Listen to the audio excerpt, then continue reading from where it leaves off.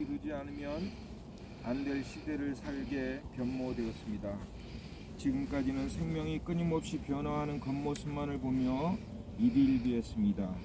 이젠 일정한 형태의 생명이 사라지는 것은 새로운 형태를 나타내기 위함임을 알아차리며 의식의 전환을 해야 할 때임을 깨닫습니다.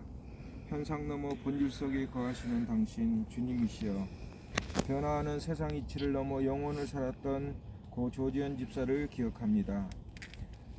삶의 자리에서 상처와 절망의 십자가를 메고 상생과 화해의 신명나는 세상을 꿈꾸며 따뜻히 평화의 씨앗을 눈물로 심었던 그를 다시 추모합니다. 우리의 모임과 함께 하소서. 자신의 영원한 모습으로 사라진 예수님 이름으로 기도합니다. 아멘. 두려워 마라, 별것 아니다.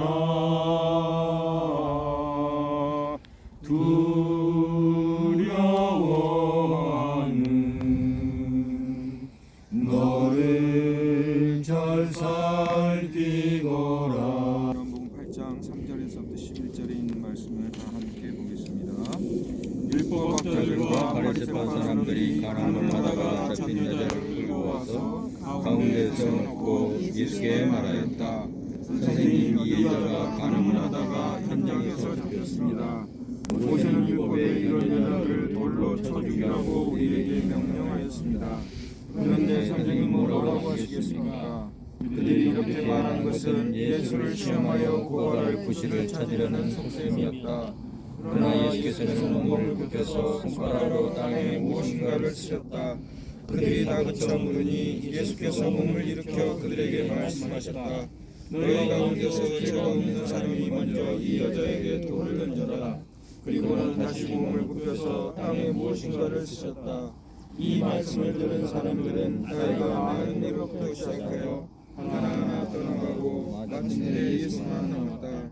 그 여자는 그대로 서 있었다. 예수께서 몸을 일으키고 여자에게 말씀하셨다. 여자여, 사람들은 어디 있느냐? 너를 정죄한 사람이 한 사람도 없느냐? 여자가 대답하였다. 주님, 한 사람도 없습니다. 예수께서 말씀하셨다. 나도 너를 정죄하지 않는다. 가서 이제부터는 다시는 죄를 짓지 말아라. 아멘. 예, 그래도 우리 고 조지현 집사를 아는 우리 무신님이 그때 다른 분들 가실 때 지은 노래이긴 한데 같이 한번 불러보겠습니다. 먼저 간다고 전화 한 통 없이 잘 있다 오라는 인사도 없이 그 또한 전화 한 통 없이 잘 있다 오라는 인사도 없이 그 먼 길을 떠나 그대를 의하리 아직도 가고는 잊지도 모르니 나 또한 어찌 다르랴 나 또한 어찌 다르리.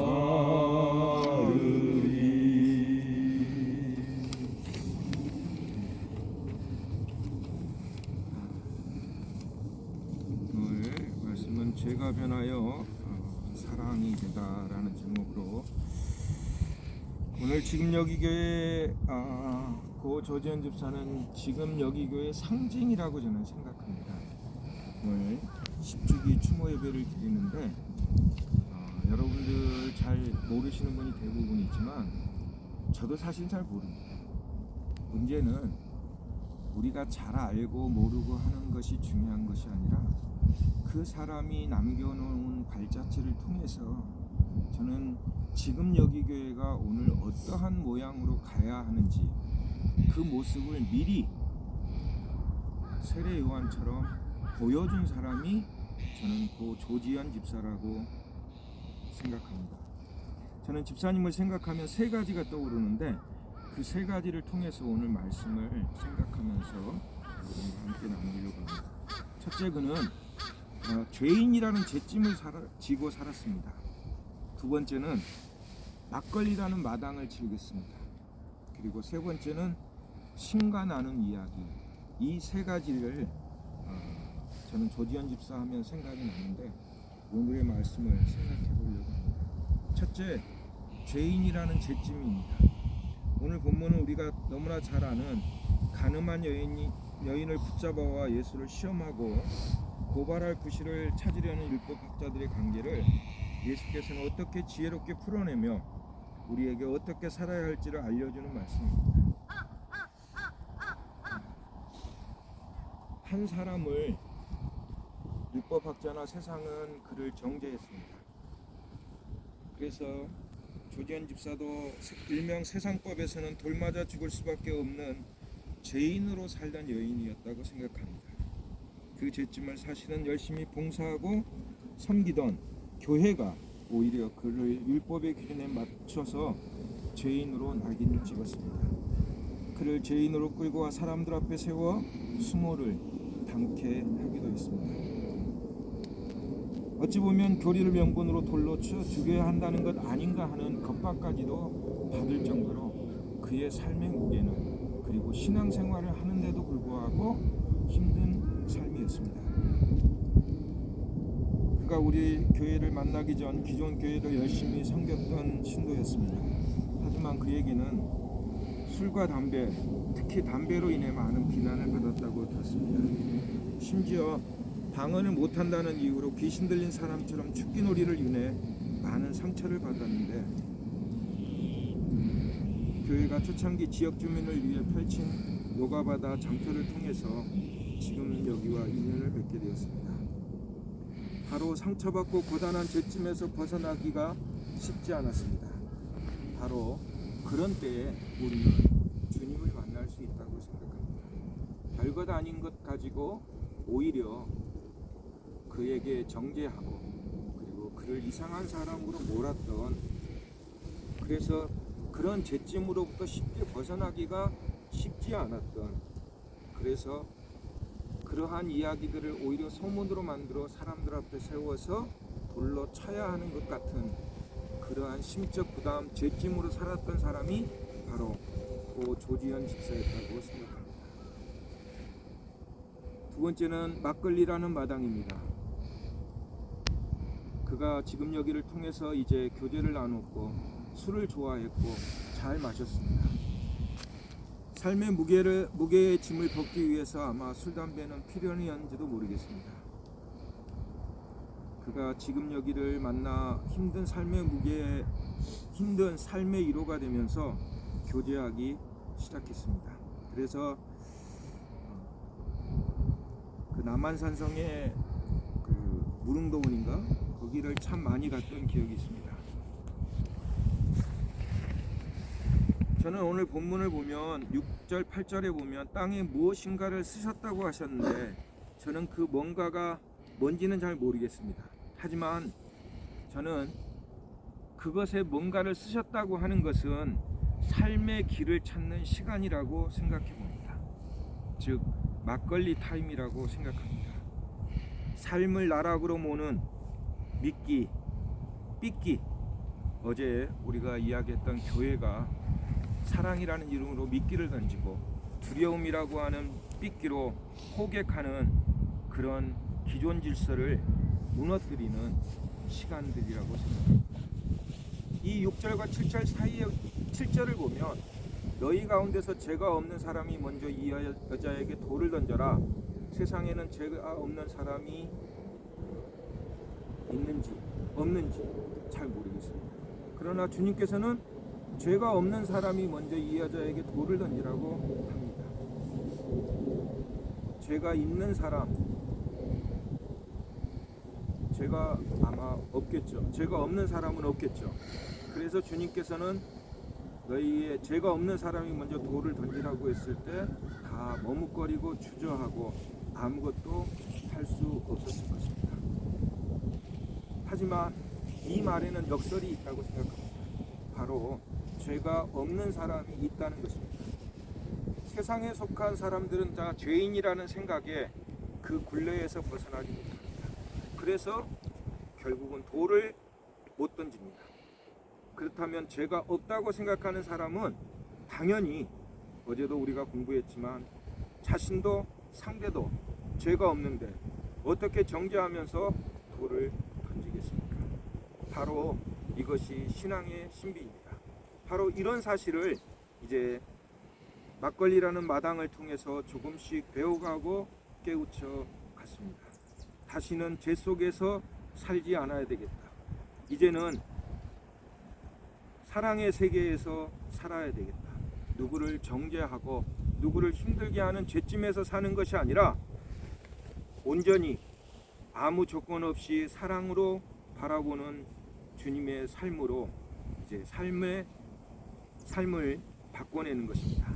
그래서 삶의 예환을 나누고 거울인 상대를 통해서 소통하며 도반으로 서로 배우고 느끼는 변곡점의 시간이라고 생각합니다. 그리하여 오래된 관습, 옛사람의 신앙의 틀로부터 떠나기 위한 준비 시간이 바로 막걸리의 시간이고 교제의 시간이고 성서 공부의 시간이었다고 생각합니다.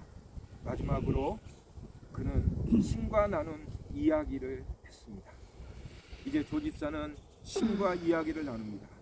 10절 11절에 보면 여자여 사람들은 어디에 있느냐 너를 정죄한 사람이 한 사람도 없느냐 여자가 대답했습니다. 주님 한 사람도 없습니다. 그러자 예수는 나도 너를 정죄하지 않는다. 가서 이제부터는 다시는 죄를 짓지 말아라. 세상은 그녀를 세상과 율법의 틀에 맞춰 정죄하려고 했습니다. 하지만 이제는 누구도 그를 정죄할 수 없음을 신과 이야기를 통해 깨닫습니다. 바로 무의미한 세속일 끝이 없이 달려오다 멈춘 느낌, 바로 거기에서 빠져나온 진정한 해방감을 그녀는 느꼈다고 생각합니다. 그것은 세상의 법에서 벗어난 하나님의 사랑의 자리로 옮겨진 바로 패러다임의 전환이었습니다. 드디어 환한 빛을 보고 삶의 출애굽을 통해서 정죄하지 않는 사랑의 주님과 함께 삶의 주인이 되고 의미 있고 보람되고 행복한 인생으로 출발을 신과 나눈 이야기를 통해서 시작하게 되었습니다. 그녀는 신나이를 통해서 정말 열심히 공부했습니다. 그것의 핵심이 무엇입니까? 우리 모두는 하나다. 모든 것이 충분하다. 당신이 행동해야 할 것은 아무것도 없다. 신은 우리에게 항상 말한다. 그러니 기도하라. 옳고 그름 같은 것은 없다. 이런 공부를 통해 그녀는 사랑의 존재로 변하기 시작했습니다. 그렇게 살아보려고 했던 조집사님은 저는 영화 뻐꾸기 몸으로 울었다 주연 배우 정윤희처럼 힘없고 가련한 여인이었지만 도시의 유혹과 권력의 당당한 주체로